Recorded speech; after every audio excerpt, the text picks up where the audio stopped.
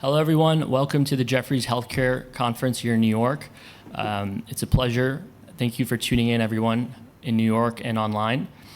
I'm here joined by Novavax, Jim, John, Elaine, Doug. Great to see you all. And, let's get started with some introductions and let's talk about your new growth strategy early in 2025. What are some proof points that demonstrate your strategy is working and anything that you think the market and the street is underappreciating about your story? Let's start with that. Thank you, Nabil. It's great to be here with everyone, and thank you for joining our presentation today. Right now, we couldn't be more excited about where we are in Novavax's history. And as you know, we launched our new strategy in January of 2025. Yeah. And you asked, Nabil, about proof points. We're really excited about what's already unfolded in the first trimester of this year, which are the fruits of our labor starting to show, right? Through 2025, all of the efforts our team put in to generate and to engender more interest in our technology. First proof point really is the level of interest that we have seen as a management team from third-party companies working with us on our technology is unprecedented in Novavax history since we launched our strategy in January. In fact, we were proud to announce the new partnership with Pfizer in January. We'll talk a little bit more about that today, as well as in the first trimester of this year, 4 new MTAs, or material transfer agreements. This is where we provide, as Novavax, samples of our Matrix-M to potential partners through a collaboration, and that allows them to experiment in their own labs on targets of interest across infectious disease and oncology. And that's a step we took with Pfizer as well. And then in the hopes that might turn into a license agreement and a full revenue-generating partnership subsequent to the positive experiments that they may have. In fact, of those 4 new MTAs, one of them was another top 10 global pharmaceutical company who also happens to be ranked globally as an oncology leader. So very, very exciting to see the interest not only in infectious disease, but also in oncology indications. So those are some of the proof points that we've recently shared. I think what might be misunderstood or missed about our strategy currently, Nabil, it's an interesting question. Number one is the way that we might generate revenue from this. So in a typical traditional biotech approach, a company from the lab all the way through their clinical trials to approval and launch could take many years before they generate the first dollar. With our Novavax strategy now, we can monetize our technology right now immediately upon the consummation of a partnership and a license through upfront payments, as exemplified by the Pfizer $30 million upfront payment, and then through potential milestones for the clinical development of assets using our Matrix-M. So we announced in the Pfizer deal $70 million in eligible potential milestones for Novavax per field as they would advance something through clinical trials. So that allows us to pull forward tens of millions of dollars, potentially hundreds of millions of dollars in the form of other sales or approval milestones that might be in a particular agreement, and then royalties for decades to come. So I think that may be underappreciated. The last piece then is amplifying the impact and the value of our technology overall. More than Novavax alone could ever hope to do. We announced in our most recent earnings call the scope and scale of these collaborations and partnerships combined, which represent currently over 50% of the projected global market opportunity in vaccines for oncology and infectious disease, as projected by McKinsey and Evaluate Pharma, is currently under assessment or has the potential to be under assessment via our partners. And that's representing 30 unique disease fields across oncology and infectious disease. And as Elaine said in our recent earnings call, many of those more competitive disease areas and markets have more than one partner or collaboration going on, which increases our probability of success for more potential future partnerships and revenue streams along the way. That's how I'd answer that. Yeah, thank you for that big picture overview. And regarding some of the interest and ongoing activity. I think Matrix-M continues to be a bigger story. And that license agreement that you arrived with Pfizer in January, could you walk us through a little bit about the scope and the terms of that license and what we should anticipate the next steps that Pfizer could do and potential catalysts and milestones that could come out of that? Sure. Elaine, do you want to take that one? Yeah, thanks, John. So briefly, the Pfizer Matrix-M licensing agreement enables Pfizer to utilize Matrix-M with a field that was disclosed to us, but we are not publicly disclosing it. And then they have an opportunity for a second field that they will study Matrix-M with, bring it through clinical study, and that has not been disclosed yet. So that $30 million upfront is something that we received earlier this year, and then we have the opportunity to receive sales and development milestones to the tune of $250 million. And then just to characterize, we also have royalty payments coming off of that particular license agreement as well. So let's just say if Pfizer is successful with the clinical development for a product that might be over $1 billion, cumulatively we would be able to receive over $1 billion in royalty payments because of the term of the agreement is for 20 years. So again, as John was mentioning, this gives us a wonderful opportunity then to continue to build revenue from that particular licensing agreement over time. And then, that's been our strategy for Matrix-M holistically. We announced another MTA with another major pharmaceutical company this year as well, as John mentioned, which gives us the opportunity to repeat that. And that particular MTA includes 9 fields of study. So we're very excited about that as well, because each one of those fields has the potential to be over $1 billion for sure, if that particular study is successful. So very excited about that as well. Yeah, thank you, Elaine. And then regarding the nature of that license agreement, it's sort of a non-exclusive license. So walk us through kind of what led you to follow that approach to partnering with Matrix-M. Go ahead, Elaine. Yeah, so the non-exclusivity gives us the opportunity then to partner with major vaccine companies where there may be overlap. And so I think we mentioned during our earnings call, we have overlap, for example, in the pneumococcal space. We also have overlap in RSV potentially.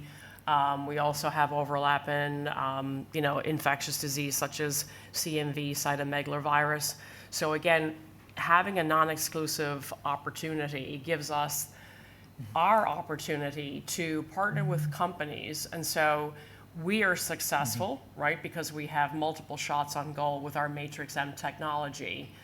However, that may wind up manifesting itself in the marketplace over time. So if we have 2 or 3 companies, let's say that are utilizing Matrix-M in a pneumococcal space, we would hope that one of them will be successful and get all the way to commercialization. So, and then if we have another and another, of course, that's additive as well. So again, we're non-exclusive for a reason because it's certainly very beneficial for us. And Nabil, just to build on that for one moment, putting it into a hypothetical example, if we had, say, 3 companies that wound up doing a partnership with us through a license, Elaine, right? And they were each pursuing one of those fields, the same field, field A. So if they're pursuing that field, if we set those deals up in a similar way to what we've done with Pfizer, then we should be eligible for milestones along the way on their clinical development. So if you could imagine in that hypothetical example, 3 companies targeting a field with our Matrix-M, and Novavax would have the ability then to earn upfronts from all 3, the ability to earn milestone payments for their clinical efforts on those disease targets years before a vaccine might get approved and launched into the marketplace. Even if in that hypothetical example, 2 of those companies didn't succeed in their clinical efforts but made it most of the way through, we would have earned revenues along the way for their efforts. And one of those companies makes it through or more, we are then eligible for potentially larger milestones upon approval and sales, and then royalties for potentially decades to come. So that's really exciting. And what it does is show you that if you've got 30 plus fields under assessment now with multiple partners 4 of the top 10 global pharmaceutical companies already engage with Novavax through collaboration, MTA in partnership, plus other smaller and mid-sized companies that we haven't disclosed yet that are working with us. You could imagine then that our POS, our probability of success, is pretty good and relatively high for the potential for more partnerships and multiple revenue streams over time. Yeah. Thank you for walking us through that setup. So regarding the recent MTA with a large oncology or a large top 10 global pharma company, we're looking now into indications beyond ID. And could you kind of walk us through how Matrix-M might have a mechanistic favorable, what it can offer in the oncology setting? And yeah, more on that story. Go ahead, Bob. Sure, thanks.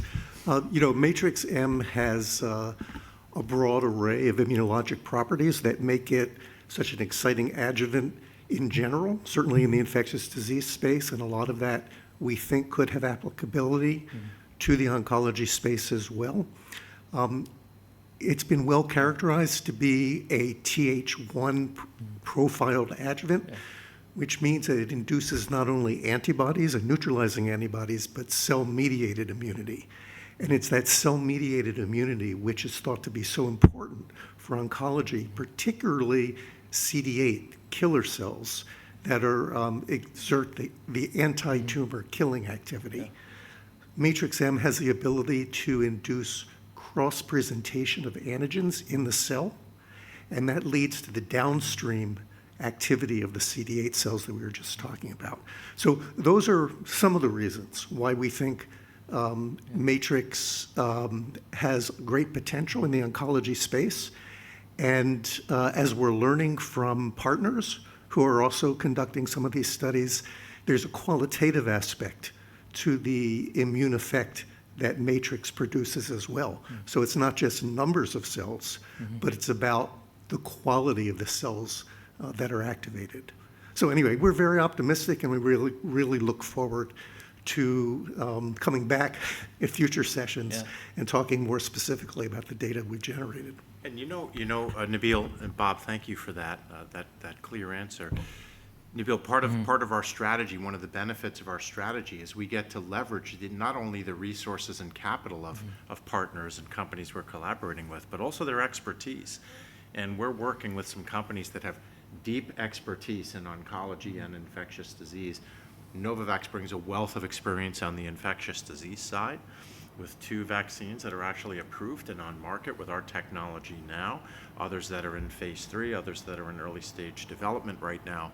But on the oncology side, Novavax is not an oncology company, nor do we intend to become an oncology company. But we're leveraging the depth of experience, the resources and the expertise of global leaders in that space with our technology, and we're getting the data that they're generating through these MTA collaborations, which further informs our own internal knowledge on this. And we certainly have deep expertise in Bob and his team on immunity and immunological responses that are required to take on these diseases, and we're learning more and more each day. So a really exciting part of our strategy is to get to leverage that deep expertise and the capital of these other companies to accelerate these types of potential advances. Thank you. And on those advances, so a pleasure to have you with us, Bob. If we could talk a little bit more about the R&D investments with the Matrix adjuvant technology, how do you see these advancements impacting new vaccine development and even further potential partnering? Maybe Elaine, you want to take that along with Bob? Yeah, what's really exciting for us is, as John mentioned, we're leveraging external expertise in oncology, generating a host of data, like essentially a data bank, right? So we're looking forward to seeing that read out in the next 6 to 12 months.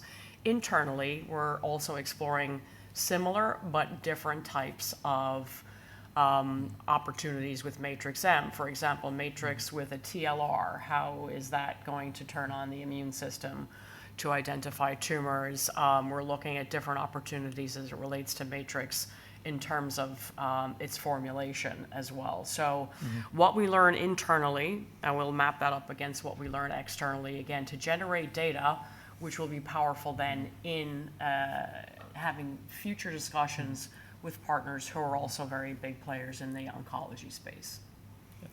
Yeah, maybe I'll just add that, we're also on the antigen side. We're also using our internal R&D engine to explore additional antigens that can be utilized with Matrix. And some of those will be antigens that we'll use as test cases to help us learn and advance and move the science forward. And others, for example, in the case of our C. diff vaccine, will be ones that we may choose to advance internally and take into the clinic. So it's kind of like a two-pronged part of our R&D strategy there. And one comment just to add, Elaine had mentioned 6 to 12 months for some anticipated data, but we already have data generated by some smaller innovative partners in oncology that we had partnered with quite a while ago through MTAs as part of our new strategy launch. And so we have some insights already as to some of the antigen targets and things in oncology. And then we just announced, to your point, Elaine, this new MTA collaboration with a top 10 global pharma company. We're excited about the experiments they're starting to undergo and anticipate in the coming quarters learning from that together as well. So. Thank you. Thank you, team. And then taking a step to the Sanofi partnership. So you signed that licensing agreement with Sanofi back in 2024. Could you remind us of the full scope of that agreement and sort of the key next steps and catalysts? Go ahead, Elaine.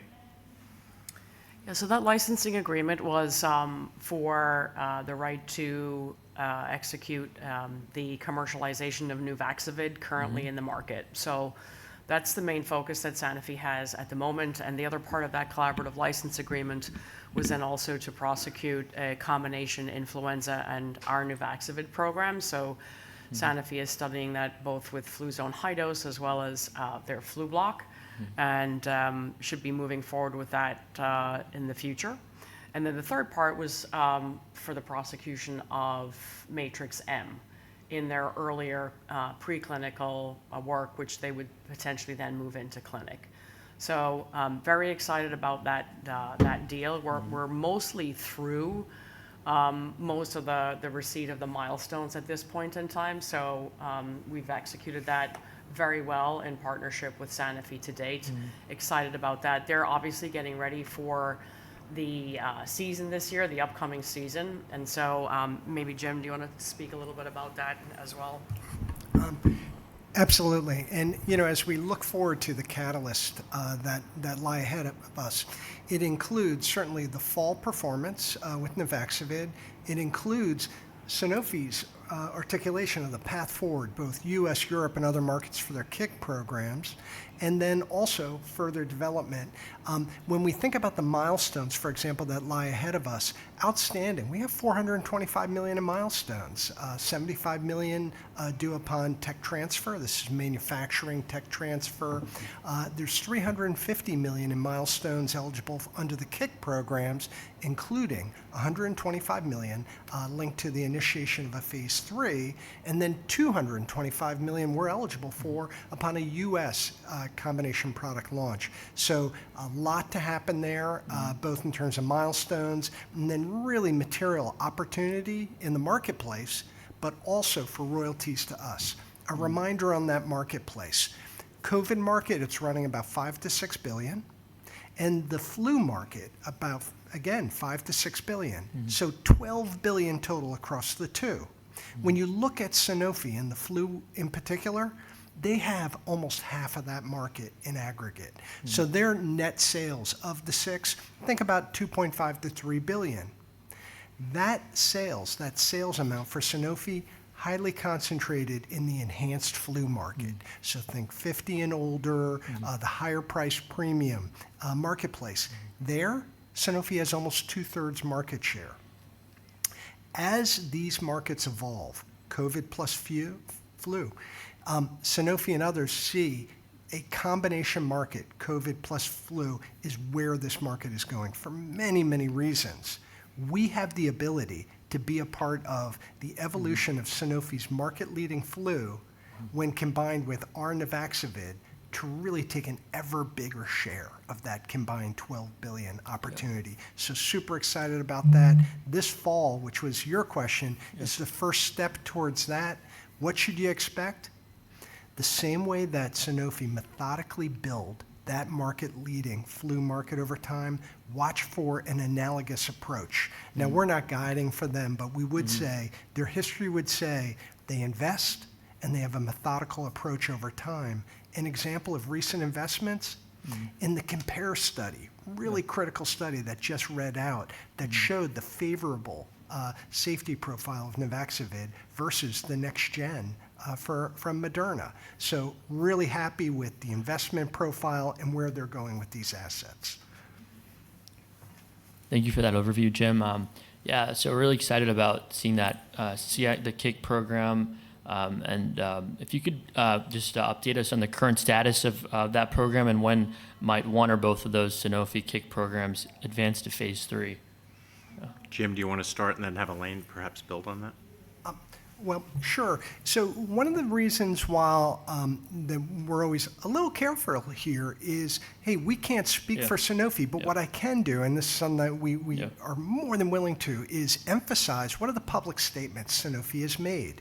Well, it began back in December, Sanofi's R&D Day, where they walked through the phase 1/2 data of our Nuvaxovid combined with both of their enhanced flu products. This is a co-formulated phase 1/2 that was the gateway to a pivotal program. What did they see? Excellent results. In fact, they stated high probability to show non-inferiority in an immuno study. And when you think about that, well, that's the type of study you'd run in Europe, for example, right? Think efficacy US, that would be the study in Europe, immuno. However, the next step was to talk to the agencies. So Sanofi went on to say in the first quarter and leading up to now, they're in active dialogue with the regulatory agencies, US, Europe, and outside. And based upon those engagements, they anticipate launching into a pivotal program for one or both. And so we're awaiting that those next steps. Couldn't be happier.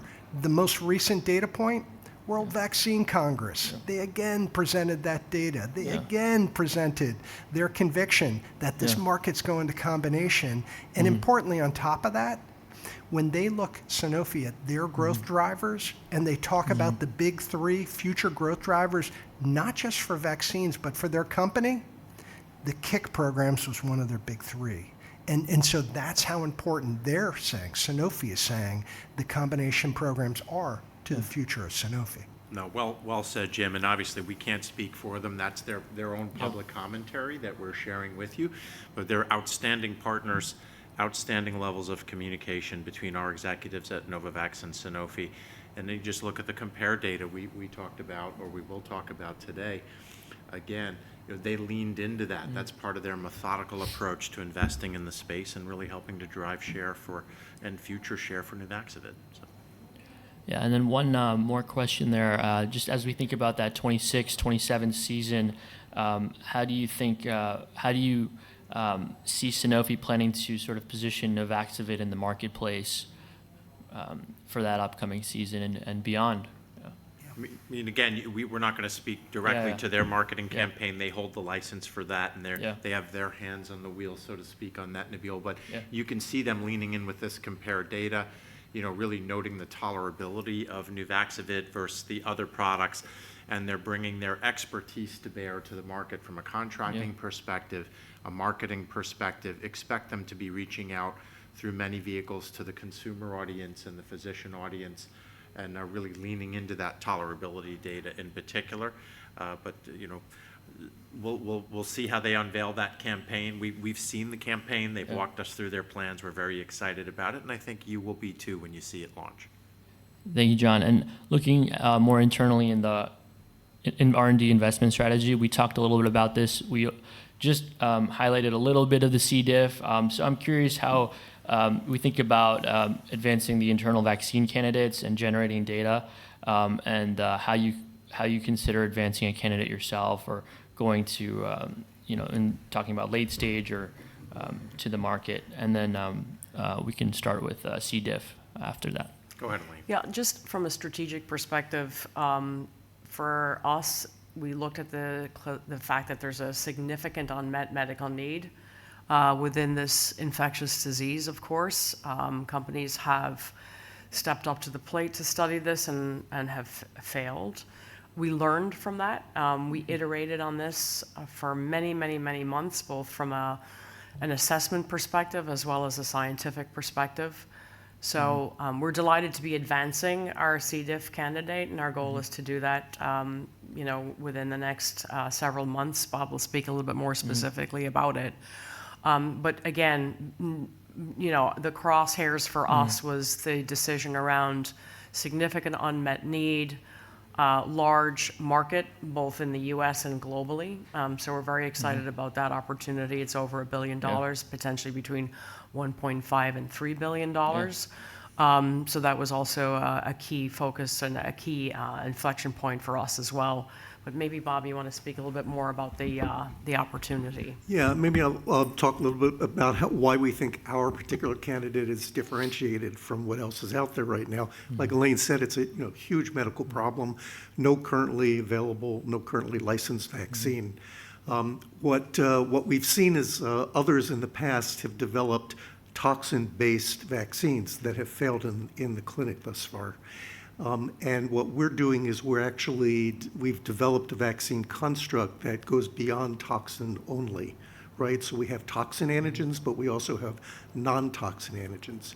We've also created our antigen structure such that we're targeting more than 90% of the C. diff strains that are currently circulating globally. And we're coupling it with Matrix M. So we get all the benefits that have been associated with Matrix M, some of which we've talked about already. In addition, the potential to induce mucosal immunity. And mucosal immunity is important for treating an organism like C. diff because it's a mucosal infection in the gut. So those are the key differentiating factors.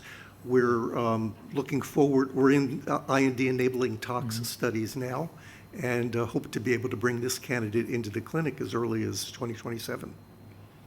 Thank you for that overview, Bob. And see the unmet need there. Go ahead. And Nabil, in line with our strategy, we're being very selective on what to bring forward and put into the clinic and into human trials. And C. diff, there's no vaccine available today currently. We know that Pfizer is working on a phase 3 C. diff candidate. We wish them success and would like to see them succeed and help to build that market and provide patients with an alternative approach to protecting themselves from this significant disease. In fact, my sister-in-law's best friend died of a C. diff infection after a routine abdominal surgery just last year before Thanksgiving, leaving her family without her to enjoy that holiday. So we've seen it impact people very close to our own family. It's thousands of people a year are dying in the United States and Europe of this from routine surgeries and in nursing homes and other things. So we wish Pfizer success, and then we're very excited that Novavax could be, one of only two or one of one should we succeed with that and bringing a vaccine forward that we do feel, per Bob's comments, is very differentiated, and we're very excited about what we've seen early on. So we think there's significant value inflection to generating human data on that to show that it works in people, not just in animal models, and that translational medicine can work here and show us some good results. So we'll keep you posted, and very excited to be in the clinic as early as 27. No pressure on Bob. Yeah, no, that would be very meaningful for patients. Now moving to the non-GAAP expense, that you've improved the 2028 non-GAAP expense target to 150 million, to 150 to 200 million. That's about a 50% reduction compared to 2025. Could you go over some of the primary drivers of that change to your cost structure and how you are basically investing to create value at this scale? Go ahead, Jim. Hey, certainly.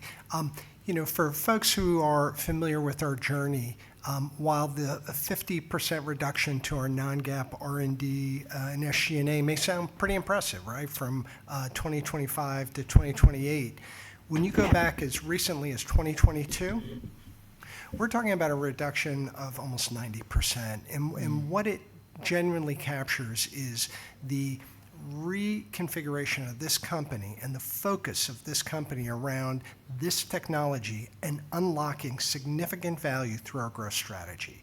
A growth strategy that's predicated on generating data to drive partnering. It's also generating new data to further enhance our matrix offerings and differentiated candidates, while at the same time, we're also supporting being a matrix manufacturer, right? That's a part of what we do as well. And so our investments, as we move forward, our core investments that are ongoing are focused on those exact points, and that's what Bob described earlier. We've got an amazing Matrix M vaccine. We can probably do some more and unlock some value incremental to that. And so we're really excited about making those investments. And Bob, I loved your points around oncology and the differentiation of what we think Matrix can do there. You heard Elaine and Bob talk about C. diff, a case study in how you can apply our unique technology in a differentiated way, a way that others cannot do. Because through our partnerships, you're hearing our partners are advancing programs in many areas, and we'd love to let them because it amplifies, right, investments, but not on our spend. So we're really looking at differentiated investments, and that's our focus. Between 2026 and 2028, as our cost structure is decreasing, here's what you're seeing. We do have some legacy obligations to either APA partners and Sanofi, for example, on co-sharing some of our post-marketing commitments, as an example, related to Nuvaxovid. As those roll off and our support for commercial manufacturing rolls off in the next 12 to 18 months, you're going to see those associated costs come out of our cost structure. However, underneath that is a core spend profile, currently about $200 million a year, but reaching the 150 to 200 by 2028. So that should give you a good sense of the evolution and where we're focusing our investment to create value. So really, Jim, another way to look at it through a non-GAAP lens is from a roughly $1.7 billion annual SG&A and R&D spend. We've driven this down to roughly $200 million, and we're now at that last $50 million of toggle. Anything above and beyond that this year and a tail going into next year are those trailing obligations to close out APAs and other partner support that's non-reimbursed.